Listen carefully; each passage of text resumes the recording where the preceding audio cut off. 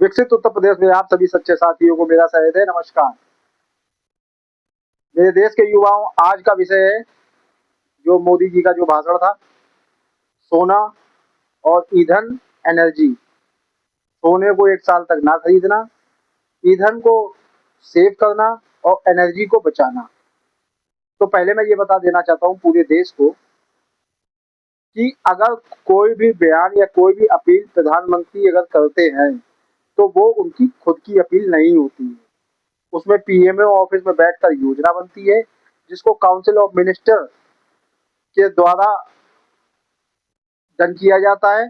और इसमें NSA, national security adviser, जिसके प्रमुख अभी सलाहकार जो है वो श्री अजीत डोभाल, मिस्टर अजीत डोभाल जी हैं। उनके बाद पीएम उस अपील को कहने के लिए कहीं किसी मंच पर जाते हैं।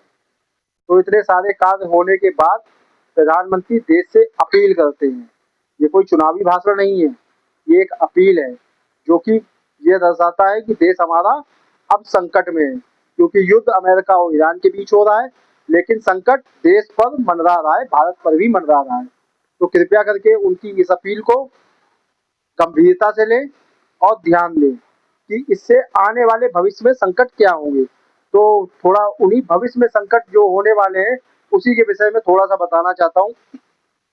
जैसे सोना अगर व्यक्ति नहीं खरीदेगा, क्योंकि मिडिल क्लास वैसे भी सोना नहीं खरीद पाता है, साल 2 साल में खरीद लिया तो खरीद लिया, नहीं तो उसकी बस की बात नहीं होती है कि वो सोना खरीदे। सोना अगर सस्ता होगा तो जिसके पास ब्लैक मनी है वो सोने को खरीदेगा। तो इसके लिए भारत सरकार के पास क्या निदान है, इस पर भी उनको ध्यान देना होगा, उस पर भी इनको ध्यान देना होगा। अब आ जाते हैं दूसरे मोड़ पे, ईंधन। अगर ईंधन की समस्या आती है तो दिल्ली और मुंबई में जो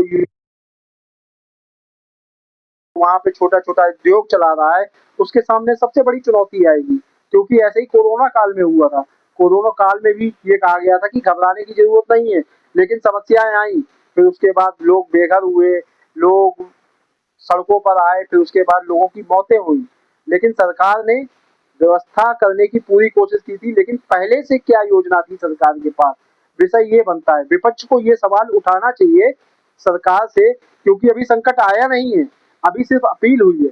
लेकिन जब ये संकट आ जाएगा फिर उसके बाद क्या करेगी सरकार। तो सरकार को इस विषय में सोचना चाहिए। अपील कर दी, ठीक है, जनता आपकी अपील से सहमत है और इस अपील पर कार्य भी करेगी, लेकिन मेरा यही अनुरोध है विपक्ष में बैठे हुए उन लोगों से, आप जाति का मुद्दा हटाइए और इस मुद्दे को सरकार के सामने पेश करिए और प्रस्तुत करिए और पूछिए भविष्य की योजना क्या है गरीब मजदूरों के लिए, छोटे छोटे उद्योगों के लिए, कि जब ईंधन का संकट आएगा, एनर्जी का संकट आएगा, तो सरकार क्या कदम उठाएगी, उसके लिए उन्होंने क्या विचार करके रखा हुआ है।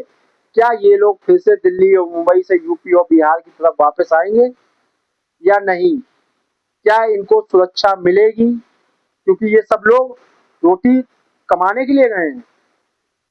क्या फिर से इनके साथ वही स्थिति होने वाली है जो कोरोना काल में हुई थी?